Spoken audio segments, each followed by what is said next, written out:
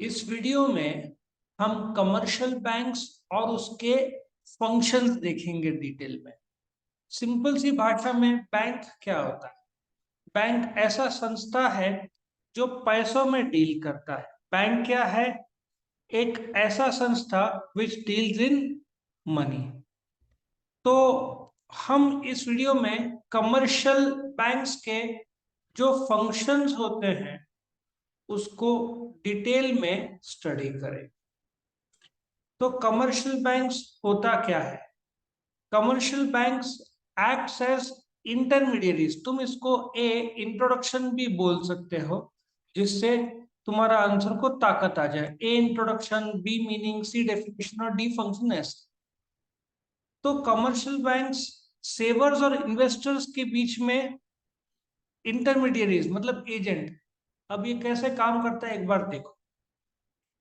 Supposedly mister A है, उसके पास 1,000 रुपया है, वो बैंक में डालता है।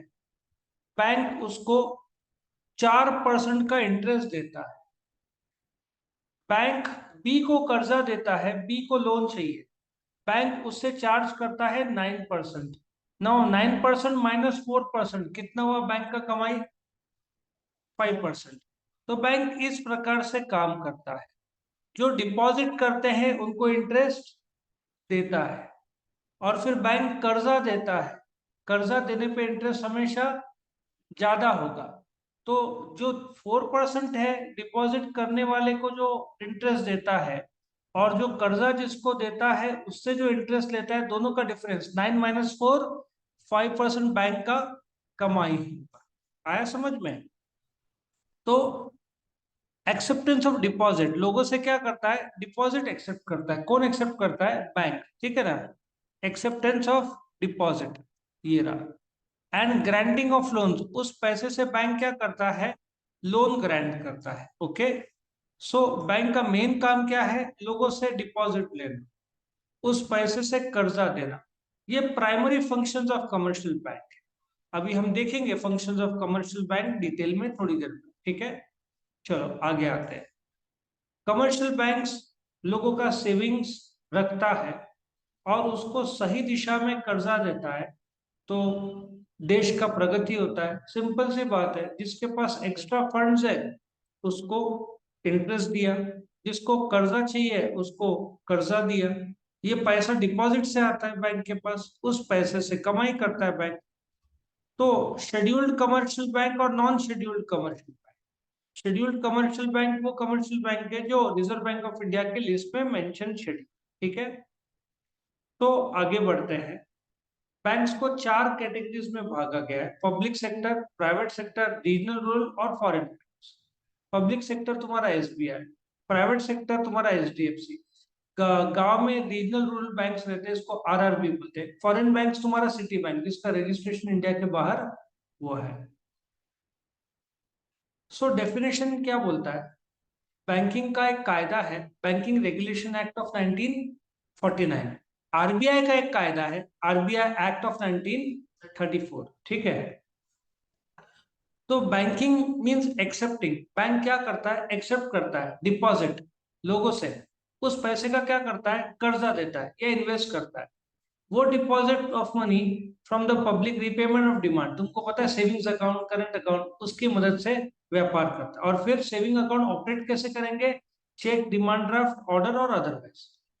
सो बैंक एक बीच का इंटरमीडिएट जो कर्जे और लोन और कर्जे में डील करता है। अब शुरू करते हैं फंक्शंस ऑफ कमर्शियल बैंक। अब बैंक का सबसे प्राइमरी फंक्शन क्या है? लोगों से डिपॉजिट लेना। Deposit constitute the main source of funds for commercial banks. Bank क्या कहाँ से लोन लेता है? पब्लिक से। ठीक है। और जैसे सेविंग्स, तुम जो लोगों का सेविंग्स है वो बैंक में आता है।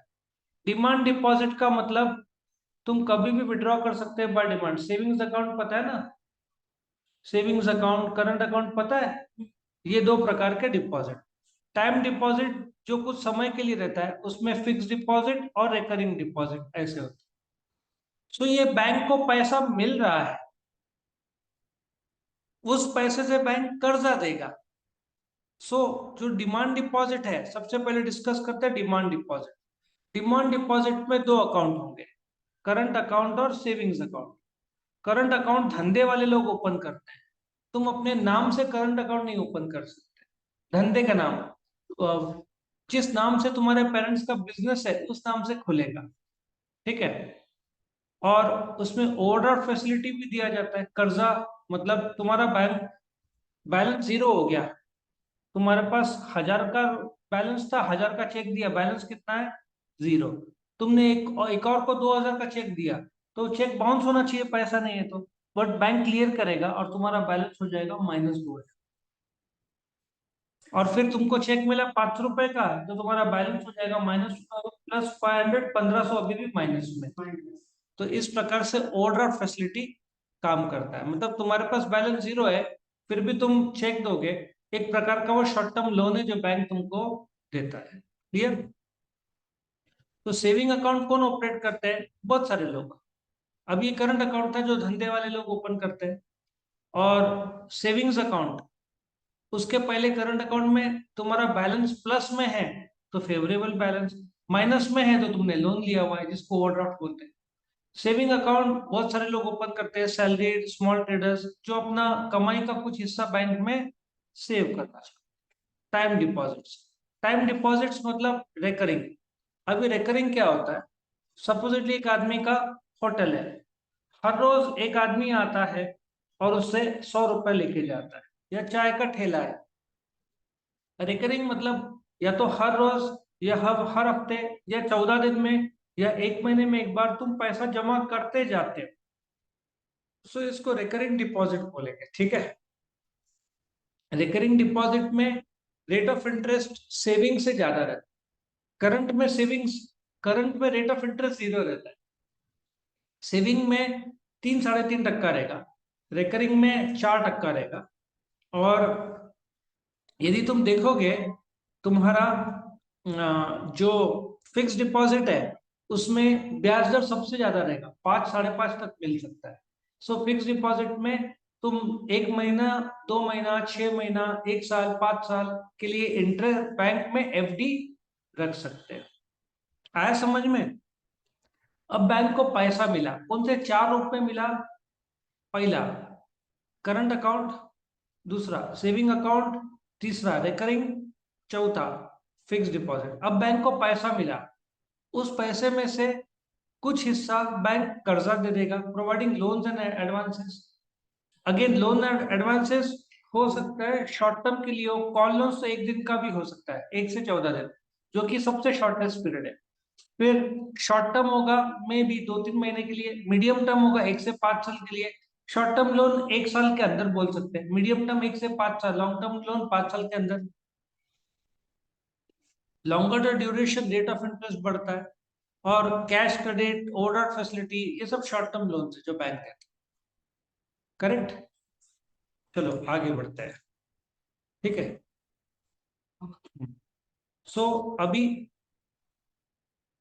ये जो था प्रोवाइडिंग लोन्स एंड एडवांसेस, लेकिन इसके अलावा भी बैंक एंग्जिलरी फंक्शंस करता है।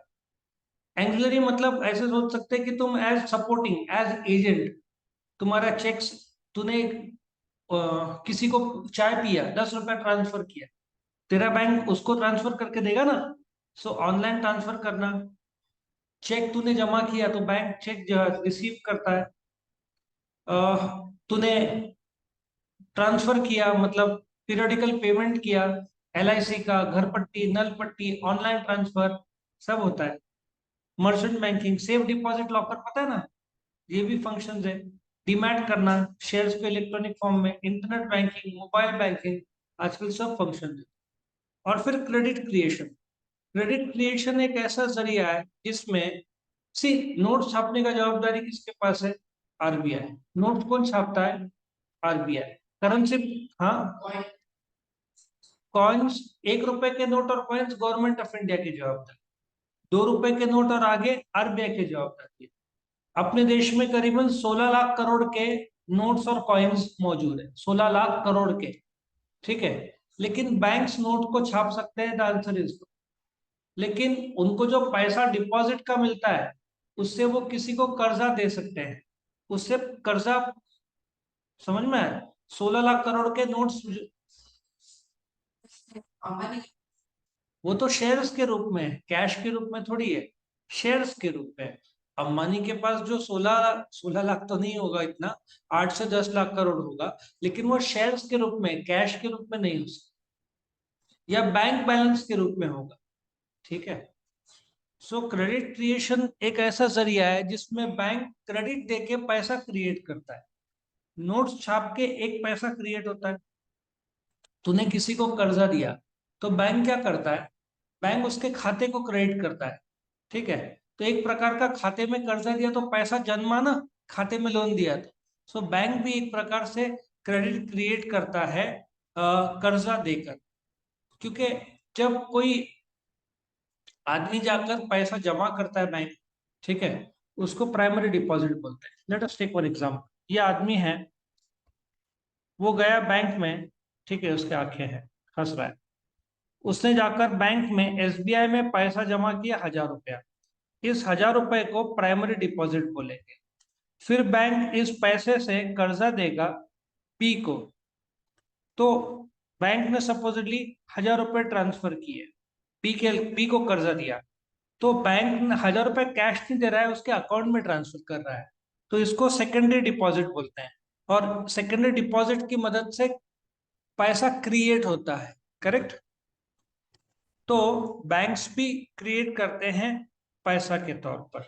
तो इस प्रकार से तुम्हारे ये फंक्शंस थे बैंक के, जिसको फंक्शंस ऑफ कमर्शियल बैंक्स बोलेंगे। ओके। सो यहाँ पे ये खत्म होगा।